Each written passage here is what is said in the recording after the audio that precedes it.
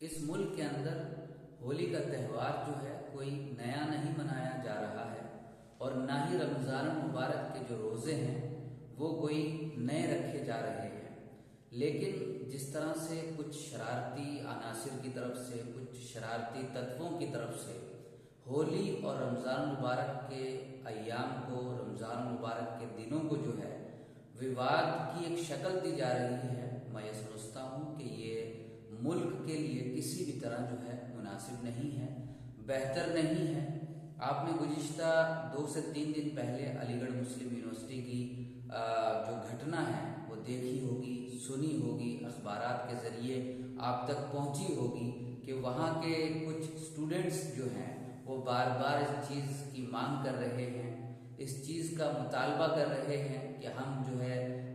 जो होली का जो त्यौहार है उसको हम ख़ास मकाम पर, किसी ख़ास स्थान पर यूनिवर्सिटी कैंपस के अंदर जो है सेलिब्रेट करना चाहते हैं। जबकि वहाँ की जो एडमिनिस्ट्रेशन है, जो इंतज़ामिया है अलीगढ़ मुस्लिम यूनिवर्सिटी की, उसने हालांकि अब तक इसकी इजाज़त नहीं दी है, लेकिन उसके बाद से जो विरोध शुरू हुआ अलग अलग जत्थेबंदियों की तरफ से, चाहे उसमें शिवसेना हो या दीगर जो संस्थाएं हैं जो हिंदुत्व की अपने आप को जो मुहाफिज और संरक्षण कहती हैं, उन्होंने जो है वावेला खड़ा कर दिया। उन्होंने जो है बार बार ये चेतावनियां देनी शुरू कर दी कि अब अगर अलीगढ़ मुस्लिम यूनिवर्सिटी के अंदर जो है होली का त्यौहार मनाने नहीं दिया गया तो हम ऐसा करेंगे, वैसा करेंगे, या इस तरह की दीगर बातें कही। तो मैं आपके चैनल के माध्यम से ये कहना चाहता हूँ उन तंजीम के लोगों से कि अलीगढ़ मुस्लिम यूनिवर्सिटी का क़याम, उसकी जो स्थापना है वो कोई 2-4 दिन पहले की स्थापना नहीं है, या जो होली का जो त्यौहार है ये कोई 1 या 2 दिन का त्यौहार नहीं है। बरसों से इस मुल्क के अंदर आपसी सौहार्द और बाहमी इत्तेहाद के साथ जो है मनाया जाता है। जिन लोगों की आस्था रमज़ान मुबारक के रोज़ों के बीच में है वो अपने रमज़ान के रोज़ों को मनाते हैं, और जिनकी आस्था होली के त्यौहार के अंदर है वो होली का त्यौहार जो है सेलिब्रेट करते हैं। लेकिन इसको लेकर नए नए विवाद खड़े करना, मैं समझता हूँ कि ये किसी भी तरह से मुनासिब नहीं है, इस देश के लिए उचित नहीं है। इसके साथ ही आपने देखा कि all India Muslim personal law board के एक सदस्य हैं मौलाना फरंगी महल्ली साहब, उन्होंने तो बाज़ाब्ता एक मुहिम शुरू कर दी और लोगों को इस बात पर आमादा करना शुरू कर दिया कि आने वाले जो होली है वो चूंकि जुमे के दिन पड़ रही है तो वो मुसलमानों से अपील करते नजर आए कि मुसलमान जो है अपनी नमाज का जो वक्त है, यानी कि जुमे की जो नमाज का वक्त है उसे जो है वो आगे कर दें। यानी कि अगर कहीं 1 बजे हो रही है तो उसको 2 बजे कर दें, अगर कहीं 2 बजे हो रही है तो उसको 2:30 बजे कर दें। मैं ये समझता हूँ कि मौलाना फरंगी महल्ली साहब को ये समझना चाहिए कि इस वक्त जो हमारे हिंदुस्तान का हिंदू समुदाय है वो भी बाशऊर है, समझदार है और अपने आप में एक बहुत ही समझबूझ तबका है। जब वो तबका समझदार है तो